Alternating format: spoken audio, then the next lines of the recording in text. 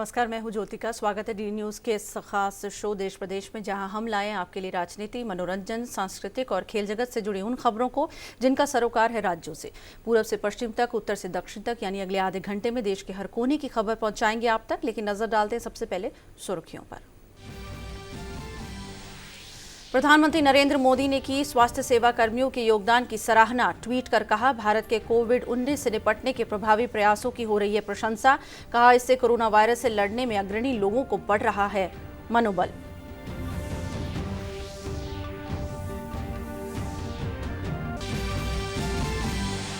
देश में corona virus से संक्रमित 13 लोगों को पूरी तरह से स्वस्थ होकर किया गया डिस्चार्ज। मामलों की संख्या बढ़कर हुई 110। महाराष्ट्र में केरल के बाद सबसे ज्यादा मामले दर्ज।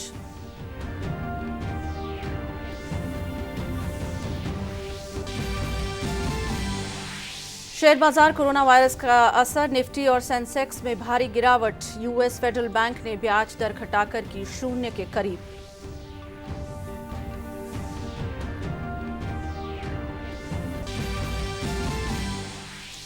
आरबीआई गवर्नर ने कहा, 18 मार्च से येस बैंक से 50,000 रुपए से ज्यादा की निकासी पर हटेगी पाबंदी। खाता धारक निकाल सकेंगे अपना पैसा। इसके साथ ही कहा कि येस बैंक के मुद्दे पर केंद्रीय बैंक और सरकार ने की त्वरित कार्रवाई।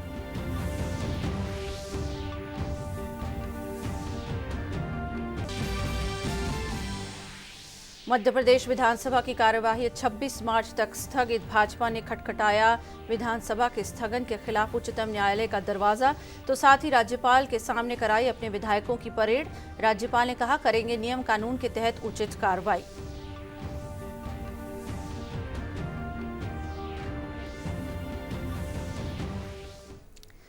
तो शुरुआत करते हैं सबसे पहले खबरें देश के उत्तरी राज्यों से।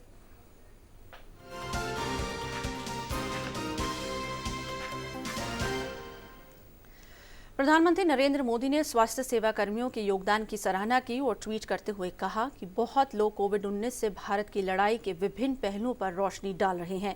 ये निश्चित तौर पर सभी डॉक्टरों, नर्सों, नगरपालिका कर्मियों, एयरपोर्ट स्टाफ और उन सभी विलक्षण लोगों का हौसला बढ़ा रहा है जो कोविड-19 से लड़ाई में सबसे आगे हैं। साथ ही उन्होंने कहा कि गैर जरूरी यात्रा और कम से कम बाहर घूमना स्वागत योग्य कदम है। सभी स्तरों पर विभिन्न अधिकारी ये सुनिश्चित करने के लिए एक साथ काम कर रहे हैं कि कोविड-19 फैले नहीं, लोग स्वस्थ रहें, और ये सुनिश्चित करने के लिए कोई कसर नहीं छोड़ी जा रही। जिम्मेदार नागरिक कोविड-19 के खिलाफ लड़ाई को काफी मजबूती दे सकते हैं। मुझे भरोसा है कि हमारे नागरिक ऐसा कुछ नहीं करेंगे जो दूसरों का जीवन खतरे में डाले। हमारे डॉक्टर, नर्सें, स्वास्थ्यकर्मी अच्छे प्रयास कर रहे हैं। वे बाहर निकलकर लोगों की मदद कर रहे हैं। ये सुनिश्चित करने की पूरी कोशिश कर रहे हैं कि हर कोई स्वस्थ रहे और जिनमें लक्षण दिख रहे हैं उनकी उचित देखभाल हो। ये हर किसी की ओर से एक संयुक्त प्रतिक्रिया है। ये ऐसी परिस्थितियों में हमारे देश की मजबूती दिखाता है।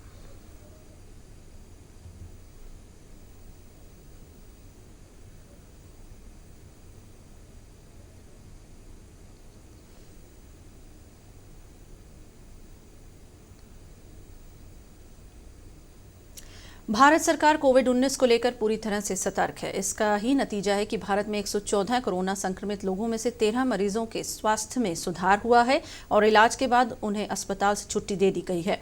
कोविड-19 के जिन 114 मामलों की पुष्टि हुई है उनमें 17 विदेशी नागरिक शामिल हैं।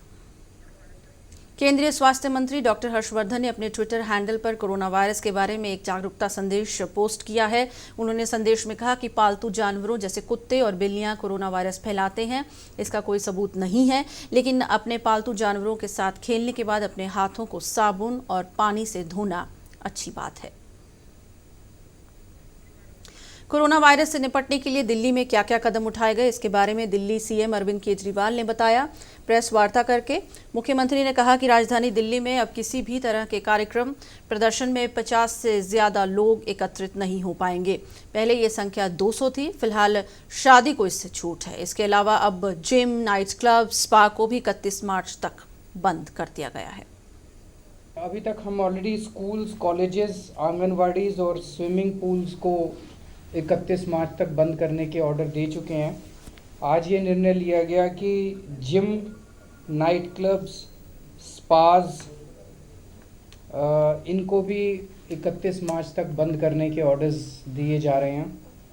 और दूसरी जो भी गैदरिंग्स हैं, अदर गैदरिंग्स, 50 से ज़्यादा गैदरिंग्स, चाहे religious, social, family, political, cultural, ऐसे कोई भी गैदरिंग अलाउ नहीं की जाएगी 50 से ज़्यादा।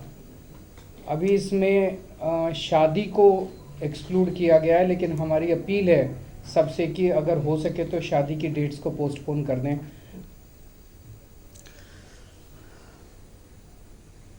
सभी एमसीडी कमिश्नर्स को और सभी एसडीएम्स को ये आदेश दिए गए हैं कि बड़े स्तर के ऊपर जगह जगह पब्लिक प्लेसेस में साबुन और पानी का इंतज़ाम, मोबाइल, एक तरह से वॉश बेसिन्स का इंतज़ाम किया जाए जगह जगह पब्लिकली, ताकि लोग ज़्यादा से ज़्यादा समय समय पे अपने साबुन से हाथ धो सकें।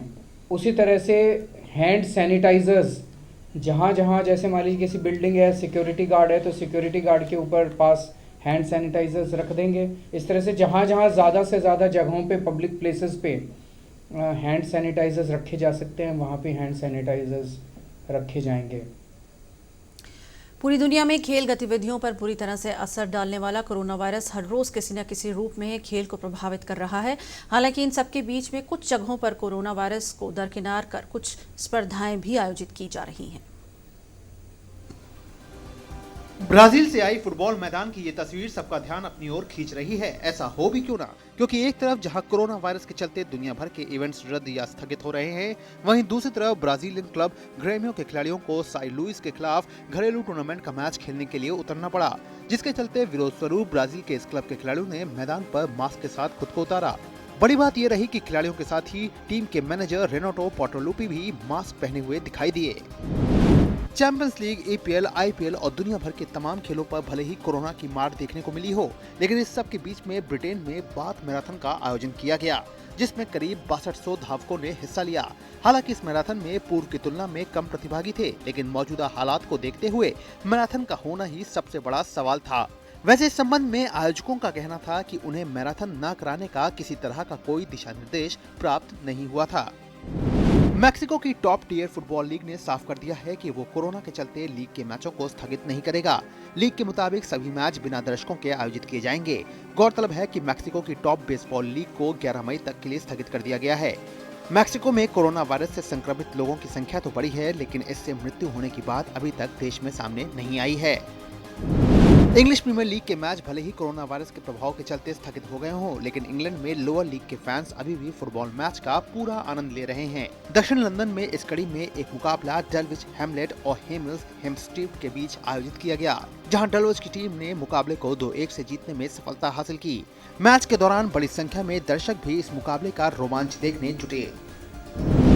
कोरोना वायरस के चलते जब दुनिया भर में खेल कार्यक्रमों पर ताला पड़ चुका है, तो ऐसी स्थिति में खेल पर निर्भर रहने वालों के आगे आजीविका का संकट खड़ा हो गया है। ऐसी ही एक तस्वीर एनबीए के खेल से जुड़ी सामने है। दरअसल एनबीए ने अनिश्चितकाल के लिए सीजन के मैचों को रोक दिया है। ऐसे में स्टेडियम के स्टाफ के आगे आजीविका चलाने की मुसीबत खड़ी हो गई है, जिसको देखते हुए एनबीए के खेल से जुड़े बड़े नामों ने बीड़ा उठाया है कि वो स्टेडियम से जुड़े स्टाफ के लोगों की हर संभव मदद करेंगे। Sports desk, DD news. और देश में खेलों का क्या हाल है उस पर बात करते हैं। कोरोना वायरस के चलते विश्व भर में खेल गतिविधियों पर रोक लग गई है। ऐसे में खेल स्पर्धाएं या तो रद्द हो रही हैं या फिर स्थगित। इसी कड़ी में आज खेल मंत्री किरेन रिजिजू ने पत्रकारों से बातचीत में कहा कि देश में भी खेल की तमाम गतिविधियों को स्थगित कर दिया गया है। Domestic, we have asked all the sporting events to be postponed. जो कॉम्पिटिटिव इवेंट्स है वहाँ जहाँ लोग ज़्यादातर लोग आते हैं और मैच देखने आते हैं, तो ऐसा सारा मैचेस को फ़िलहाल टाल दिया गया है और या उसको रीशेड्यूल किया गया है। और एहतियातन सभी कदम उठाए जा रहे हैं। आरबीआई गवर्नर शशिकांत दास ने कहा है कि भारत कोरोना वायरस महामारी से बचा हुआ नहीं है। उन्होंने कहा कि सरकार की ओर से इससे निपटने के लिए युद्ध स्तर पर कोशिशें की जा रही हैं। उन्होंने कहा कि इस सर्वव्यापी महामारी का प्रभाव घरेलू आर्थिक विकास में सुस्ती के जरिए सामने आ सकता है, जो जाहिर है वैश्विक विकास दर में कमी के परिणाम स्वरूप होगा। उन्होंने कहा कि आरबीआई जून में 1 लाख करोड़ रुपए के लंबे वक्त के रेपो ऑपरेशन शुरू करेगा। Taking into account the favorable response to the sale by swap auctions conducted today and the evolving financial market conditions, we propose to conduct another 6 months US dollar sell buy swap on March 23rd to provide liquidity to the foreign exchange market. The details of this are being notified separately. In order to counterbalance the domestic liquidity effects of the swap and to further improve monetary transmission, the RBI will conduct long-term repo operations (LTRO) in multiple tranches of appropriate sizes up to a total amount of rupees 1 lakh crores at the policy, and this will be done at the policy rate. This will be followed by a review of the performance of our LTRO. RBI governor ने कोविड-19 को देखते हुए लोगों से digital लेन then करने की appeal की। उन्होंने कहा कि आरबीआई ने बैंकों को डिजिटल बैंकिंग को बढ़ावा देने की अपील की है। In times like this, when the health authorities, when government has announced to minimize social contact, to minimize visiting of crowding places which are crowded, it may be a good idea to use digital modes of payment for carrying out various transactions, for purchase of wherever cash payments are involved, because for cash payment you need to visit a market, you need to visit a crowded area, but when you use more of digital payments, there is no need for going to a shop, there is no need for visiting a crowded marketing place. So we have also advised the banks in a circular which we have issued some little while ago today to encourage more and more of digital payments. RBI governor Shaktikanta Das ने आज दोहराया कि yes bank में पैसा जमा करने वालों का धन एकदम सुरक्षित है। वह मुंबई में मीडिया को संबोधित कर रहे थे। The depositor's money is absolutely safe. I would take this opportunity through you to convey to all the depositors of Yes Bank that their money, their deposits with the Yes Bank are completely safe, and there is no reason for any undue worry, or there is no need for rushing into withdrawing their deposits or their money which is with the Yes Bank. There is absolutely no reason for them, no need for them to go for panic withdrawal or for getting unduly worried. Media को संबोधित करते हुए RBI governor ने कहा कि अगर जरूरत होगी तो आरबीआई यस बैंक की लिक्विडिटी बढ़ाने के लिए जरूरी सहयोग देगा। The Yes Bank, has enough liquidity to meet any requirement. If, I repeat, if there is a requirement, the Reserve Bank will provide necessary liquidity support to Yes Bank to meet its requirements if such a requirement arises. RBI governor ने आगे कहा कि yes bank के सुदृढ़ पुनरुत्थान की योजना चल रही है। We are quite at this point of time, our interaction with the investing banks, the state bank and the other private sector banks, our interaction with them gives us the confidence that the revival of Yes Bank will work out. It's a sound revival plan and it's a robust revival plan. राष्ट्रीय स्वयंसेवक संघ ने अखिल भारतीय कार्यकारी मंडल की बैठक में 3 प्रस्ताव पारित किए हैं। संघ ने अयोध्या में मंदिर निर्माण का रास्ता साफ करने के लिए जहां सुप्रीम कोर्ट का आभार जताया, वहीं अनुच्छेद 370 हटाने और संशोधित नागरिकता कानून लागू करने के लिए केंद्र सरकार की तारीफ की। Supreme Court gave the decision about Ram जन्मभूमि और उसके बारे में जो भी डिफिकल्टीज थी वो सब दूर हो गई। तो सरकार का, विशेषतः न्यायालय का, सुप्रीम कोर्ट का अभिनंदन करने वाला एक प्रस्ताव हमने पास किया। 370 को हटाना आवश्यक था, परंतु उसका एक 35A जो था उसको हटाने के कारण 370 का प्रभाव जो है वो अपने आप नेचुरली वो कम हो गया। इसलिए पार्लियामेंट ने 35A को निरस्त किया है।